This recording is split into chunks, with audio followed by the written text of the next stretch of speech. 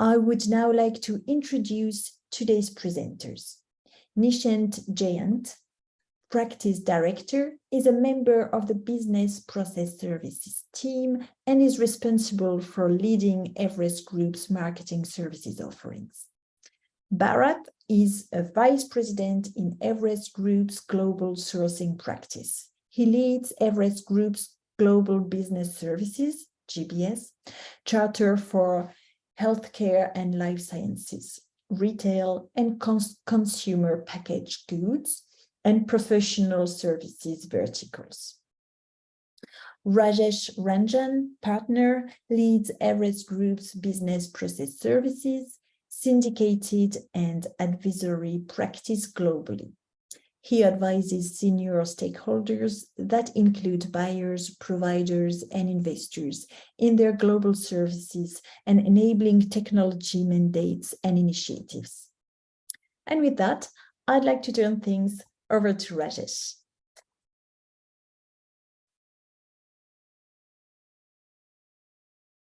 Well, I should have unmuted. But again, thank you. And thank you very much for joining us into this webinar, this conversation. And the agenda is very simple. We want to kind of talk about things that you must know to capture value in the marketing services, especially in the current environment that we find ourselves in. You will also see us taking some of your questions. Either you have submitted those questions while registering for this webinar, or during this webinar as you are kind of sharing those questions over chat. So we will kind of address those questions along with the flow, and towards the end again we'll try to kind of take as many questions as possible. Okay, so I mentioned about the current environment, and Nishant, if you can move to the next slide. Thank you. So talked about the current environment. Clearly, we are in a very, very interesting times. One of the things that we do towards the end of every year is to kind of figure out how enterprises are thinking about next year in terms of their key business challenges and priorities. As we look for 2023, the key thing that came out was price and cost pressure became the #1 key challenge that they are expecting, that they are experiencing. I mean, for sure, some of the organizations, large organizations, are talking about this year being the year of efficiency. Talent and skills shortage, which was #1 priority or challenge last year, has come down to #3, but it's still among top 3. And then, adapting to evolving customer needs and business model that continue to remain a critical one as you kind of think about them. So in this kind of a environment where clients or enterprises are kind of facing these kind of issues and these kind of challenges, before we get into our themes or trends that you need to be aware of, why don't we kind of start with a poll? So Nishant, if you can move to the poll question. So it's kind of a pretty straightforward. What we are asking you to respond to is, how do you anticipate your level of offshoring, nearshoring of marketing services to change in the next 12 to 24 months? Okay. I already see people responding, and it's kind of interesting trend that is coming. We will give a few more seconds before we wrap up the poll.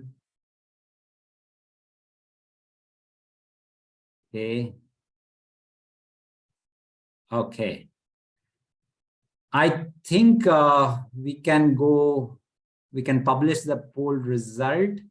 So interesting, because I see 52% of the folks here expect this to either increase moderately or increase significantly. But meaningful 42% also is expected to remain flat, right? With a very minor percentage assuming it to decrease moderately or significantly. So in general, seems like a slight skew towards increase in offshoring and nearshoring leverage. That at least that is what this group believes. So Bharat, I'm going to kind of invite you to kind of then talk about, hey, what is our research and our work in this space pointing to? So if that would be a good segue into our first theme we want to talk about. Yeah. Hey, thanks, Rajesh. Good morning, good evening, good afternoon, everybody on the call today. Yeah, interesting results from the poll, right? 50% clearly indicating there is scope to further increase the whole offshoring or nearshoring posturing when it comes to supporting marketing services. First trend that we have today also is around similar one. The recent economic slowdown has definitely prompted a renewed interest in the global delivery model, especially from source geographies such as the US, UK, and rest of the Europe. We think about it in some ways, this is like an inflection point, events such as economic slowdowns or pandemics. However, one thing that we do expect to be different from the previous ones, or maybe more pronounced this time, is a pivot towards value versus purely a volume kind of play, or so to say, a collaboration between the in-house and the third-party models versus necessarily a competition that you would have typically seen in some of the earlier waves of shift towards the whole global delivery model. As we see on this page here, we look at different type of services and their overall maturity when it comes to offshoring or nearshoring, the extent to which it's being done. In some ways, this is fairly, very clear. Services like technology, customer experience management, finance. These have been, being supported or have been supported in the global delivery model for a while. It's not new. In fact, most third-party organizations or even the in-house, the GBS space, have built fairly scaled capabilities and are supporting significant work from offshore, nearshore locations.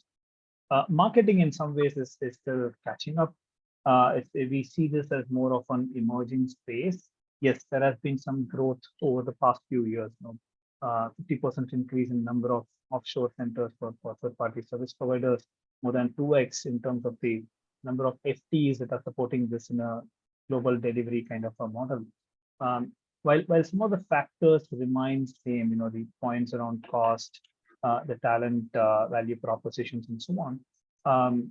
But we also believe that there will be certain differences to how the evolution for marketing will play out. For instance, when services like finance or technology started, the whole global delivery model, it started as a cost arbitrage, the scaled internal delivery, and then eventually moved to a more complex value addition kind of work. We may not necessarily see such kind of a progression for a service like marketing. In fact, we'll call out some examples as we progress. We're already seeing some global delivery entities pretty much playing an end-to-end role in certain aspects of marketing as well. So yes, while we see the overall market in an emerging space, assuming we do such a session next year or a year after that, we'll probably see a much faster growth for the service than what we would have otherwise, seen for a similar construct for a finance or IT for that matter. In fact, as we move on, right, when we say global delivery model, let's also look at some of the locations that we see as hotspots for the whole marketing services space. Some of these you would see that it's mirroring perhaps the other service delivery as well, clearly indicating that the maturity to deliver in a regional context or a global context continues to be a bedrock on which different services get delivered. For instance, locations like India, Philippines, even nearshore locations such as Poland, Romania, and specific for supporting the Americas, you would see Mexico's, Argentina's of the world. They continue to house robust capabilities. Locations like India are clearly well ahead of the curve in terms of the overall talent pool. Similarly, in Philippines for specific services, we see the local market also catering to US and supporting other countries as well.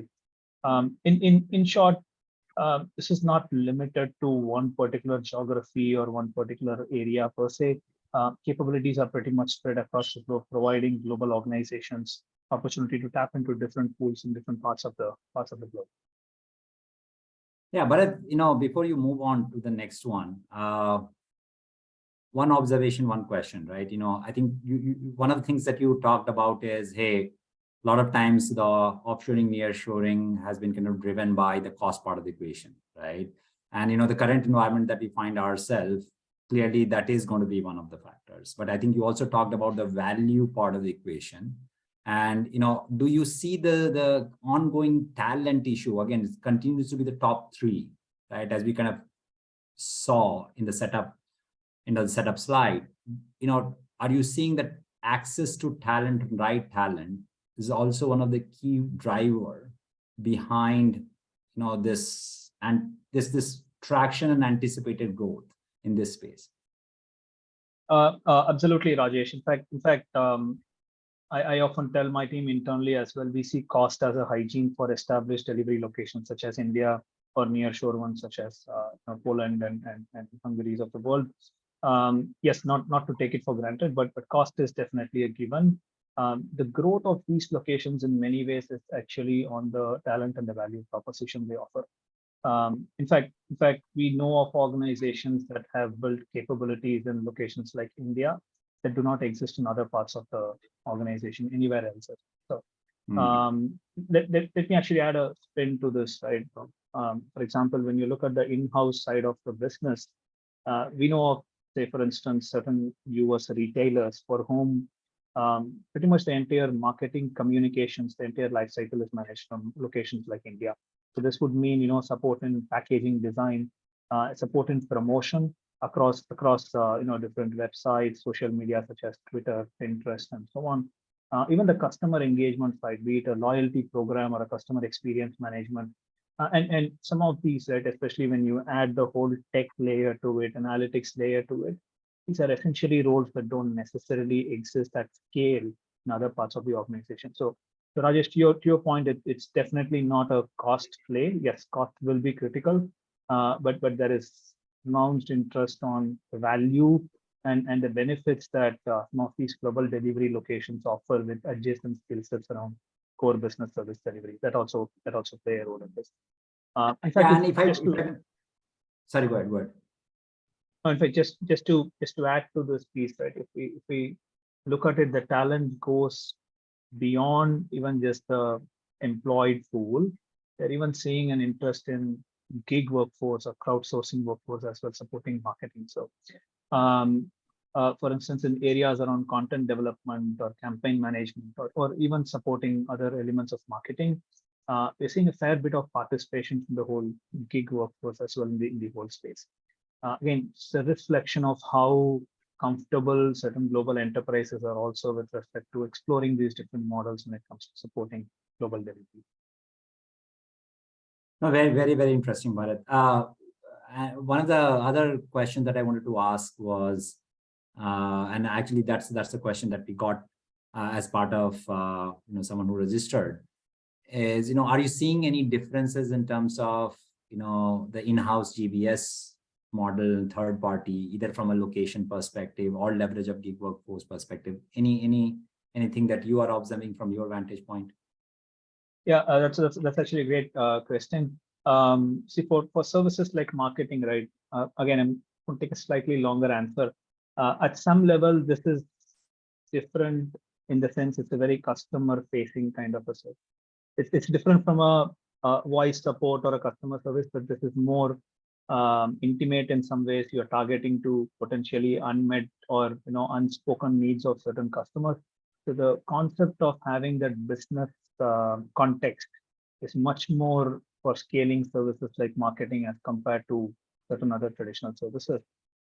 We've definitely seen an inclination for several enterprises to use their in-house teams GPS model, especially given closer adjacencies to how the global organization works, better context in terms of the customer segment that's being supported, the downstream implications of having a good customer versus a dissatisfied customer. So with that as a cornerstone, as a foundational element, we are seeing several firms scale up their teams in-house, but that does not mean it's a full pendulum shift towards an in-house model either, right? The third-party model also exists, and it's a fairly robust one. In fact, it's much bigger than the in-house model.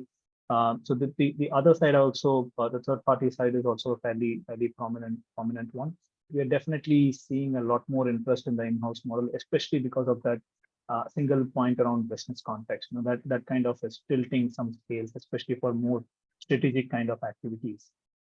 In terms of the locations, we don't see too many differences. Locations like India and nearshore Europe, they continue to enjoy benefits of both core delivery capabilities and adjacent technology skills. Locations such as Philippines continue to have their proposition around supporting more voice and certain customer service-centric kind of activities. So we don't see too many differences in terms of locations being leveraged either by in-house or third party. But yes, we generally see more voice and certain customer service support also outsourced as compared to being retained in-house. So from that perspective, there could be some focus on, let's say, Philippines versus India or Poland. All right. Great. Moving on to the next theme that we have, right? Now that we've looked at where marketing services, the potential for global delivery model and some of the locations as well. What are the services or what are the areas where we are even seeing marketing? And over time, we've seen a fair bit of support across the entire value chain.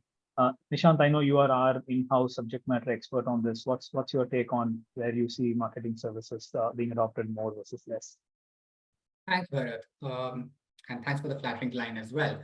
So when we look at the overall adoption of marketing services across all of its dimensions, what we'd like to start off doing is go back to the overall value chain of marketing. So the way we look at the marketing universe at this point of time is we split it into 5 major buckets. That's customer, content, campaign, marketing support, and media channels. Now, for the last 3+ years, we've been talking to enterprises and trying to understand what parts of the overall marketing function that they have they been able to outsource and offshore with a good degree of success. And what we found is on your screen right now in blue. Some of these functions, for instance, campaign, is something that they are fairly more comfortable outsourcing, and we've seen adoption across a lot of the buckets in the campaign value chain. This was actually also a question that came up in the Q&A a while back. So it's nice to have the answer already on slides. But what we did is we also took a step back and we spoke to a lot of industry experts as well as enterprises to understand what is the art of the possible in this space. How much of the value chain can actually be outsourced without a significant impact or any negative connotation to it. And the orange Harvey balls that you see on your screen kind of paint a picture of that. Now what this tells us is a very interesting story. For places like campaign, whatever could be outsourced or whatever areas of campaign could have been done from a different location or a different service provider, the capabilities already exist in the market, and there are a lot of enterprises which are already kind of leveraging the space. For marketing support, content, customer, and media channels, there is scope for you to actually go beyond what you're already doing. So for almost 90% of the people who answer the first poll saying, hey, we're either standard or going upwards, these are the areas that you can actually explore, because wherever we are in the marketing value chain, this adoption is just going to go way above where it is today. But let me just look at adoption from a different lens as well. So when we talk about adoption from a geographic perspective, or when we speak about marketing in a geographic perspective, I think we over-index in North America, and that's what's happening even here. About 54% of what we saw in 2020, or 53% in 2022, came from the North American market. It's a fairly mature market. It's showing a robust growth of about 15 to 20%, and we expect this to continue in the near future. Now, the United Kingdom's had a little bit of a turbulent year in 2022, and that's also showing up in its CAGR, but 10 to 15% in any other industry would be a very envious position for you to be in. We expect the United Kingdom market to also stabilize and continue a robust growth, which is very similar to the North American market at this point of time. But the two areas that we think stand out at this point of time are continental Europe, which is growing at a robust 25 to 30%. We come back to something that Bharat had also mentioned a while back. A lot of the capabilities that enable the switch, as well as maybe language and other dependent areas, have been developed in offshore and nearshore locations. And hence, this conversation is moving a lot faster than it was a few years back. And APAC in general is a market that's growing in the marketing domain. There's a rising adoption across different digital channels and different medium. We're seeing that also play out over here, and it's growing at a robust 30 to 35%. One geography that I would actually want to point out over here that's not kind of called out because it's still nascent, but it's still growing very fast, is the LATAM region. We're again seeing very strong growth from that geography, and we're looking to understand how that's going to pan out in the near future. And Nishant, if I may ask one clarification question on the previous slide, Sure. Because again, this is one of the questions that have came along, right? And Bharat, you also feel free to chime in. As you kind of showed the value chain and the maturity, right? One of the question is, hey, do we see a trend of marketing services provided by GBS in-house? And do you see this to be any different than what we have seen here? It's kind of pretty much reflective of both GBS and GBS in-house as well as third party in terms of adoption, maturity, or do you see some differences? Yeah, let me start, and Nishant, feel free to add in. Right? We see GBS or the in-house model actively participating of Reddit, especially last 12-24 months on the customer, on the content side of things. So think about data coming in from your sentiment analysis or your analytics and other areas which usually was analyzed by global teams and interpreted. A lot of that is also now happening in delivery centers of these organizations. In fact, just to give an example, right? Let's take areas like competitive intelligence. It's not the key aspects that we often observe.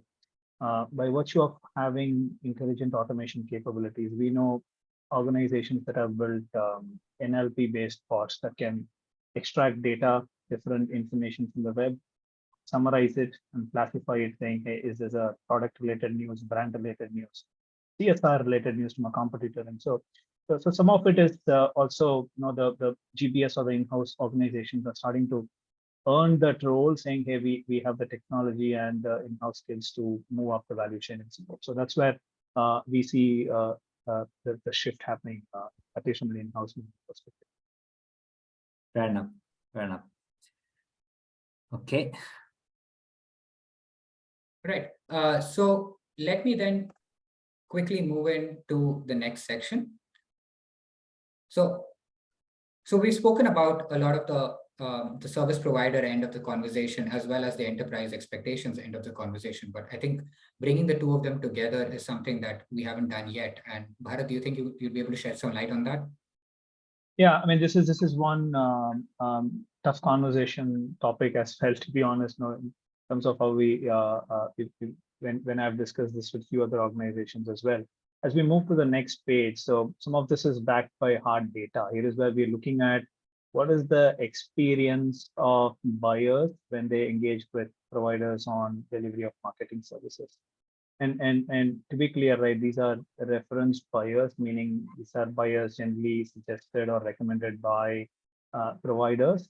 And we would like to think that this represents a fair bit of population that is already satisfied in the lens of the provider in general. So interesting trends, right? When we broke down the different dimensions of what the satisfaction level is across operational, strategic, and innovation and futuristic related areas, Clearly, the operation areas satisfaction levels pretty much high. I would like to think part of this is from the DNA of the whole global delivery model in itself, where there are very clearly defined performance metrics and the ways in which service is being supported. Whereas when we start looking at the whole strategic side of things, that's where we start seeing the ratings come down. I'm going to go back to my earlier point where I mentioned about marketing being a very sensitive area, in some ways need for business context and thinking some, slightly beyond traditional delivery modes or traditional delivery models. In fact, one thing that caught my eye was the whole proactiveness space, especially when engaging with third parties. Is it limited to the scope of services, or the true internal customer delight, so to say, is pushing the bar to see, hey, what more can be done in that space? And for global organizations, they tend to expect that level of involvement, especially from providers who are dealing with such sensitive data and supporting the marketing value chain. And this whole piece kind of is extending to how usage of technology is also playing out. Again, the more the business context is easier to understand where different technologies can fit in versus necessarily, coming in with a set number of use cases or a standard set of parameters which can be deployed in any process. Do the providers in question lack innovation or next generation solution skills? Absolutely not. In fact, many service providers are well ahead of even the in-house GPS organizations when it comes to usage or ability or capabilities for some of these skills. But again, the business context seems to be lacking. This is also partly, and let's recognize that in marketing being an emerging function, probably take a bit more time for the whole global model also to get accustomed to evolving needs. We saw Rajesh's first slide where the customer expectations are also rapidly evolving. So part of this is also perhaps enterprises themselves, moving the goalposts too often. But net there is still scope for even providers to address this whole mismatch that we are observing. And a lot of this is more softer in nature, less about certain high-end or technical skills necessarily. Yeah, and Bharat, I want to just build up on that point quickly because marketing is really at the center of looking at the evolving customer need and responding to that as quickly as possible as an organization, and kind of orchestrate. And within that context, right, the proactiveness part of the equation, the innovation next-gen solution, the data analytics part of the equation becomes all the more critical, all the more important, right? So from that perspective, we do see gap, but we also see a lot of opportunity where you can really be the strategic partner, right? By your in-house GBS model, by third-party provider model. But this is the place where you can create, in a lot of conversation and in this space, for several years, if not decades, we have been talking about business outcome, right? Creating that business impact. Marketing services actually provide you an opportunity to create that impact, right? So it takes a kind of to me, one or two notches up in terms of importance, right, within that context. Yeah, absolutely, Rajesh. And just to put this in perspective, right? Again, these are reference buyers. To probably take a broader population, this could potentially shift left, and we would see a larger delta, right, between different parameters that we show. Correct. All right. Moving on, right, to the next key trend that we have today.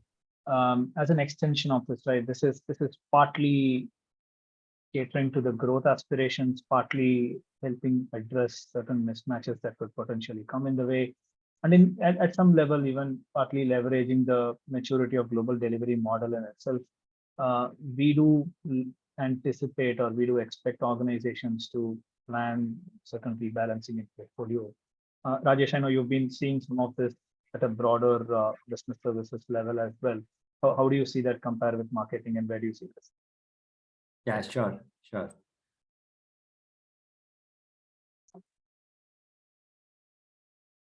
Yeah,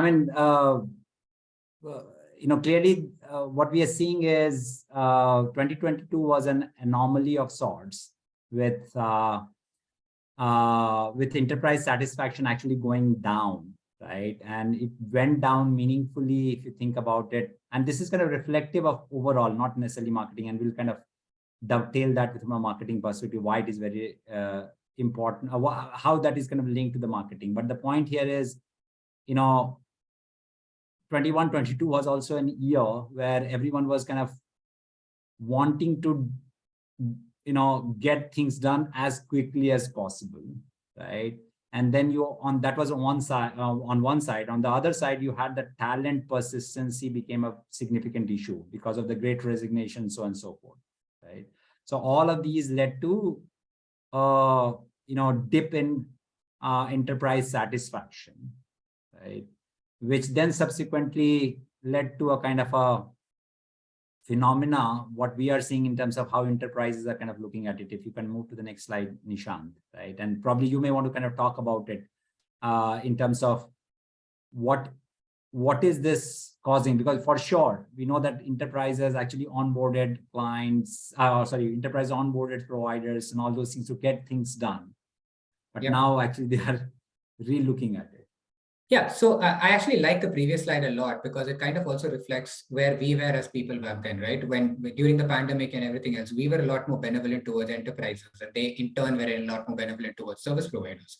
That tolerance that we've had for enterprises and so forth has changed because our priorities also seem to have changed. So in 2021, we were as enterprises, they were looking at how should they be adopting or adapting to different customer needs. 2022 was about talent shortages. 2023 is all of the above, coupled with cost pressures and a slowdown in demand. So when you put all of this together, it's not a good place to be as an enterprise. But if you look at it from a narrative perspective, in 2022, the storyline is very optimistic. They either did not want to change their provider mix and did not want to touch anything in terms of the work distribution. It was basically let things go on, let's not break anything. The second one was more, hey, we're going to keep the same service provider set. We may just rebalance and tweak a little bit. And the third one is we're going to increase the number of providers we have because getting work done was a priority.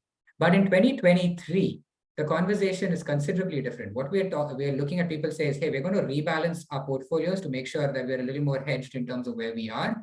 And we're going to actually turn around and rationalize our service provider portfolio at this point of time and see how we can actually make our overall structure a little leaner and a little more efficient and definitely a lot cheaper. So I think it's a great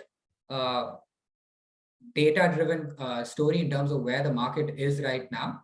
And we're seeing similar trends in the marketing space as well.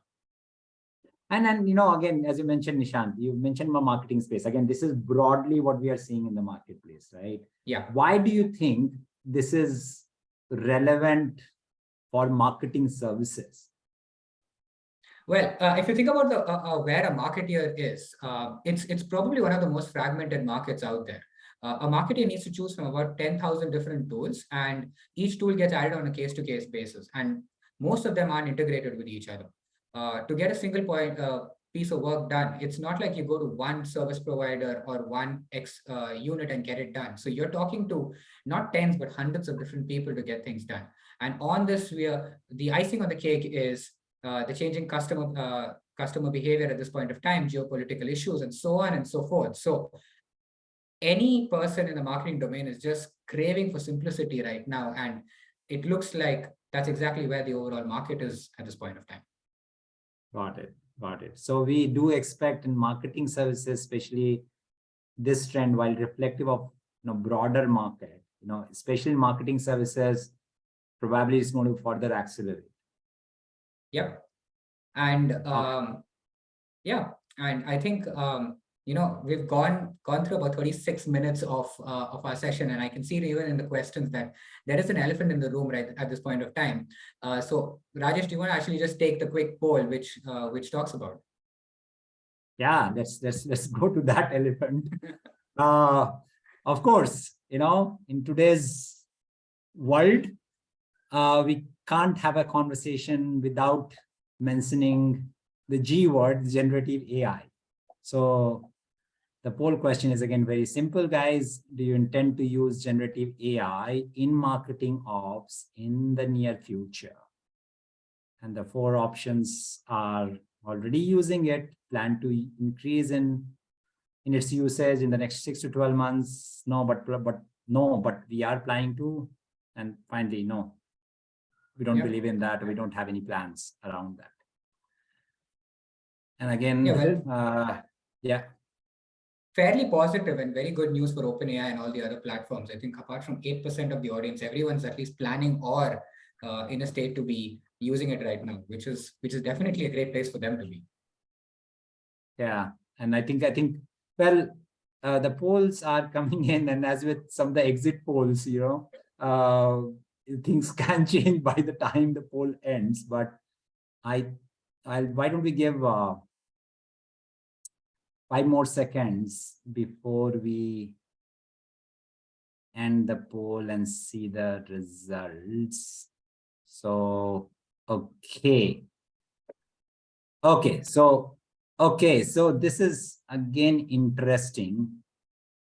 Clearly, as Nishant was kind of mentioning, except 7%, 93% plan to either act on this or already acting on it, right? So this is definitely a kind of a force. We all know that's a force to reckon with. The 2 areas where we are seeing a lot of interest in the enterprise space. One is the CX part of the equation, CXM, contact center part of the equation, and on the marketing side as well, right? But Nishant, is there kind of broader story here? Yeah, Rajesh, I think broadly, if you look at, actually, before we go there, as we're quite. No, we just wanted to call that out that, hey, as part of today's webinar, for your participation, we are offering you a complimentary access to one of our recent thought leadership paper. You can use that link in the chat to request for the complimentary access. Yeah, sorry, Nishant, you may want to kind of sure. So I think broadly, when we speak about AI, and if you just look at the last year and year and a half that we've had at this point of time, I think the broad writing on the wall for us on AI is beware of the hype cycles in AI. The future is already being scripted elsewhere. A lot of people on this call are probably going to agree with me in a couple of minutes, but let me just take a stab at it. Whenever we talk about AI, at least from our perspective, we look at all the technologies on the basis of an X and Y axis. On the X axis, we look at the degree of maturity of the solution. There is the nascent solutions on one end, all the way up to the well-established ones. And then we just look at it from the marketing priority or the core marketing priority for that particular technology. So it could range from improving customer experience to improving the efficiency of your marketing activities. Now, we have 4 quadrants, so we name the 4 quadrants. The first one is the indispensables. And in the indispensables are a lot of technologies that anyone on this call who's just reading this is like, hey, this is part of our marketing stack right now. This is something that we've been implementing for a while, and that is true. These are very well-established technologies. If you have any budget, this is probably the first place it's going. And if it's not going into this area and you do have a little bit of an extra budget, you're probably looking at the delighters category, which is basically those well-established technologies that kind of boost the experience that your end users face. Now, so all of these are probably well-established. A lot of you already know about them. The place that you're actually looking towards more futuristic solutions, these are the glitzy part of the solutions that we have. Everything from virtual influencers, etc., come into the captivators. This is a space that even if we gave you the budget today or in the next couple of quarters, you're probably not going to put your money in here, but it is definitely something that you're looking at somewhere close to the horizon. Maybe this is the future of a few of the activities that you're looking at. But for us, a lot of the interesting stuff that's happening in the AI space is happening in the game changers area, because a lot of these technologies are things that you have your eyes on. If you did have the technology available and the budget available, this is probably where it's going. And within this, you can see right at the center of this entire conversation is AI content creation tools. A subset of this would probably be generative AI. So while this list is not exhaustive, I think it's a fair representation of what is happening in the marketing space. And if you just look at it for the entire picture, yes, generative AI does have a lot of capability in terms of transforming marketing as we know it. But there is a plethora of different solutions that happen in the AI space that are already changing the way marketing is growing at this point of time. And this is just going to continue to evolve in the near future. So yeah, so once we put this in perspective, I think broadly when we look at the work distribution or in terms of how activities are going to be looked at, the near-term solution is going to be strategic, automated, and operational as three different and more or less equal layers. When we look towards the future, what we believe is that both the strategic and the operational layers are going to get a lot leaner in comparison to the automated layer. The automated layer is going to get a lot wider at this point of time, and this is just going to continue. It's a stage of evolution, I believe, for a lot of different technologies out there. Nothing really surprising, but still something that's worth looking into a lot more. So I know we're almost at time, but considering the fact that that we have a habit of undercommitting and over-delivering, Rajesh, we've covered the 5 trends, but if we had to talk about maybe a 6th, what is your view from a broader lens of the BPS space in terms of how the marketing space is going to evolve in the near future? Yeah, no, absolutely. And I mean, we talked about technology, we talked about services, and we believe that the amalgamation of operations and technology will be the requirement to capture the business value that we desire. Right now, we have been talking about this in the past, but we still see a lot of organizations who are kind of siloed, and that's the place where we have two of the, we have a couple of things to share. The first one is what we are calling is software-defined platform operations. Essentially, the core thesis of this is that tech and ops need to be much more intertwined to be able to create the value, to capture the value, right? In the tech side, of course, we have talked about DevOps, Agile, and all that, right? To kind of, again, increase our speed to market, and agility is a key requirement, as we kind of talked about earlier as well. But unless some of those things translates into the business ops part of the equation, you can't complete the entire value chain and deliver the value that you want to deliver. And that's the place where we see kind of a rise of what we are calling a platform owner, someone who is responsible for end-to-end business outcomes. Someone who is kind of responsible for meeting the OKRs, objectives and key results, right? So that is what we see starting to happen. In fact, marketing is an area where we are seeing this moving much faster compared to other corporate functions, right? So that's one big theme we believe is kind of playing out. Enterprises may not call it software-defined platform operations, but we believe that's the way it is going to go, right?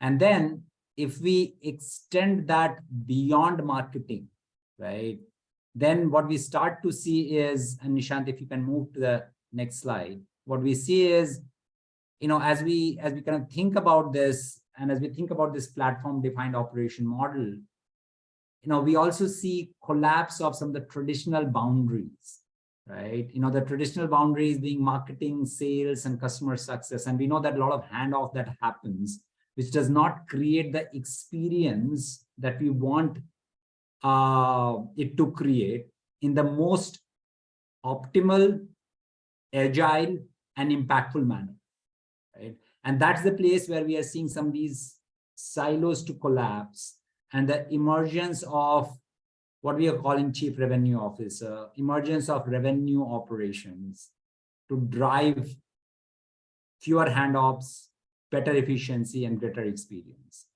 So is this kind of a big thing in the market right now happening? No, but it is a kind of a in the direction where it is moving. Yes, in certain pockets of industries, we're seeing gaining significant traction, but we do believe that it is going to be the case and the movement for a lot of industries, and a lot of enterprises need to kind of think about it very actively and actually start to act against those as well.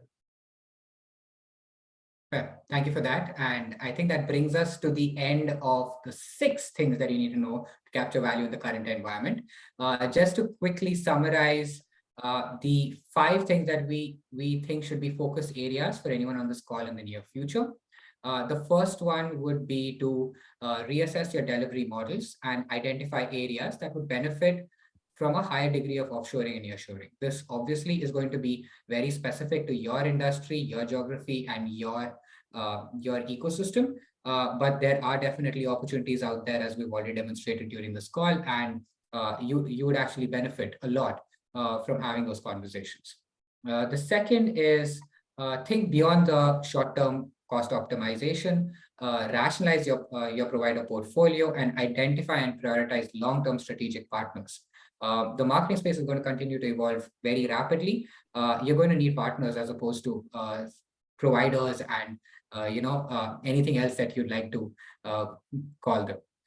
The third and the more interesting one is begin to identify and remove redundancies in your sales, marketing, and CX teams. When we actually studied the 3 value chains, we realized there's a significant amount of overlap, and I think that is what Rajesh also spoke about just now. Removing that overlap in itself would be a great cost efficiency conversation, but it's also an overall efficiency conversation that I'd like to bring, which brings me to the 4th point that we have: prioritize end-to-end visibility into your customer journey. Data is a new oil. It's about time you started using that oil to fuel your growth engine, and having end-to-end visibility of your customer journey would allow you to actually assess the success of your different marketing activities across the overall customer journey. And finally, identify and execute easy to address automation use cases and build a long-term strategy to address the high potential solutions. I think that brings us to the end of today's discussion. Is there anything on the Q&A window that we can address right now? Yeah, I mean, there's one question here, which is, hey, we kind of touched upon that, but I think this is much more specific. It says, hey, how has the current economic climate affected the customer's definition of value?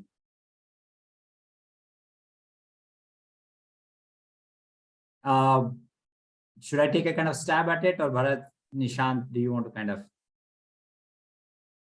Okay. So let me take a stab, and feel free to free to differ, right? That's the way it is, right? So what from at least our vantage or my vantage point, what I'm seeing is, compared to last year, where a significant disproportionate focus was going on just the experience part of the equation, right? Not actually looking at the cost equation. Now it is actually becoming really an and equation, right? Wherein, you want to kind of achieve some of those things, but in a manner that is, cost efficient, right? We are seeing organizations, as Nishant was mentioning, putting through a transformation program into their marketing organization, right?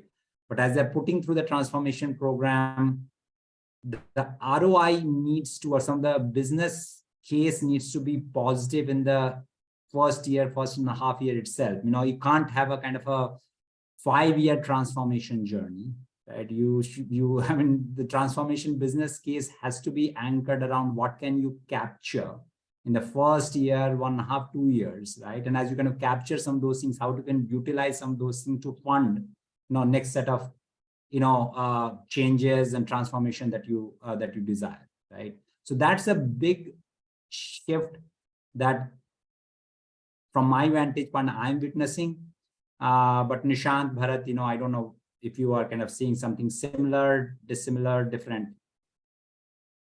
Yeah, Rajesh, just to add, right? See, some of this, yes, the economic climate has accelerated certain preferences, but these are not net new in some way. For example, the whole hyper personalization trend, if you were to look at the end customer view, that's been there for a while, but now it's probably more pronounced. So as a consumer, I would like to see an ad regarding a banking option where the mortgage rate is more tailored to me versus something that's common to a larger pool of people. So similarly, the customer preferences, that's becoming a much more stronger play, and with the whole discretionary spend also coming under a question from an end customer point of view. The attention span and time to target with specific interest items is also, it's very critical for marketing organizations. So that's where we see where probably even use of technologies and better mapping of customers across different brands probably becoming a very important aspect. And Rajesh, ties into your earlier point, right? If we are going to look at sales and customer service and marketing as different pillars versus something that's more integrated, then we'll probably see challenges when addressing the true value aspect for customers. Yeah, I think I broadly agree with both of you. I think the age of halo effects and fuzzy answers is a little behind us. A lot of people are looking for very pointed answers, and they're going to pay for those pointed answers. So what I also believe is going to happen is a lot of outcome driven pricing and similar conversations are going to get a lot more aggressive. And coming back to what Bharat said a while back, people are going to be looking for strategic partners, and that's exactly where they are. They want to kind of move a lot of these activities away because your customers are evolving at breakneck speeds.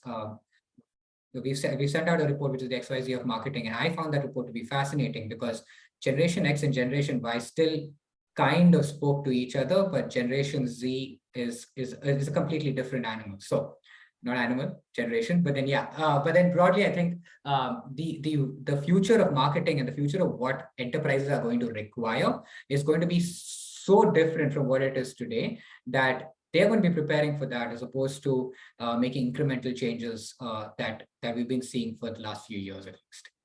Yeah. No, that's actually again a good segue into a question that we received.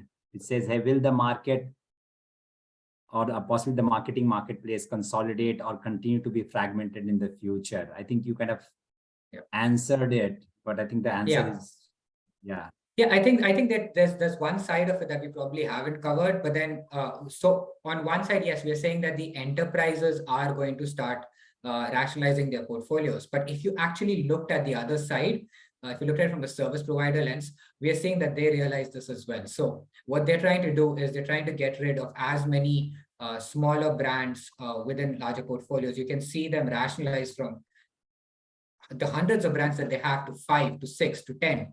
And they are trying to consolidate within themselves so that A, they're not competing against each other in a lot of these work types, and B, they're actually able to win larger, more global deals in comparison to what they've been able to do at this point of time. So is the market going to consolidate? Yes, 100%, a lot faster than what we've been seeing right now. It's actually already happening in a lot of places. Yeah, and then there's a Nishant, sorry, go ahead. Sorry, just to add, right? One pertinent point that we often tend to overlook is, and you touched upon it, consolidation within an enterprise. We often look at the offshoring potential or the outsourcing potential, and what can be moved. But unless there is clarity internally within organizations on what purpose is residing, it's the same old example that we say, right? First refine your process before automating. Similarly, first centralize your activities at source geography before you even want to leverage third parties or your own in-house GPS. Integrated marketing is probably a term that we keep sharing a lot. Global enterprises looking at their strategies on, hey, there are, if I have 10 different brands, then do I have visibility into each of those? Are there reusability of assets and components that we can engineer? So Part of it is also going to be consolidation within firms, and of course in terms of the providers and the product capability set as well. Correct. Hey, we are possibly just going to be out of time, but one last question I see that to be interesting. So let me kind of read that out as well. Say, do you see a demand for part-time CMOs or marketing directors being hired than full-time senior marketing executives? Ishan, Yeah, I can take a stab at this, and I'm going to stick my neck out and share a view, and this is based on recent interactions. Post COVID and with the onset of economic slowdown, we've seen many global leadership changes across organizations, and in fact, my view is marketing is one area where there has been demand for full-time senior executives to get a better hang of what's really happening with an organization. So, the earlier growth phase and the pent-up demand that got addressed post-COVID, all of that led to a lot of unsustainable operations, so to say, in some ways. That's where we've seen organizations now take a step back and say, hey, okay, we've done well, but I think that there are a lot of efforts that we are doing, duplicating, and so on. So how do we put our head over it and then try to analyze, optimize within the organization? So at least based on the peer set and the conversations that I've had in the last 4 to 5 months, I've seen full-time senior leaders definitely take charge of transforming the marketing organization within enterprises. Ishan, do you have any? Yeah, I think broadly I agree with Bharat. I think it's a complex role, and it's got a lot of complex dynamics. The demand for part-time resources right up the pyramid. Maybe there are smaller organizations that would like to experiment with it at this point of time. But if you think about where a lot of the money in marketing ecosystem is, we don't see this happening right now. Is it in the future? Maybe, but at this point of time, I haven't really seen this come out anywhere. Yeah, especially in large enterprises. And possibly one of the questions that may be quite relevant is for CMOs to be successful now, right? We talked about what they may need to be focusing on, so on and so forth, but hey, what kind of skills and capabilities that they need to develop or they need to have, right, to remain successful, right? Because earlier it was a particular way, but with all the data, AI, analytics, Gen Z, and then tech and ops combination that we talked about, integration with sales and customer success, right? I think the bar is higher at one level, I would argue, for CMOs to remain successful, right? So that's the place. Yeah. So I think we are very much end of our time. I think, again, just to kind of call out, we have a complimentary access to the report. Do register yourself or click on that link to be able to access that particular report. Again, thank you very much for giving your time and sharing your questions. Hope you found this session useful. Thank you, everyone. Thank you. Thank you.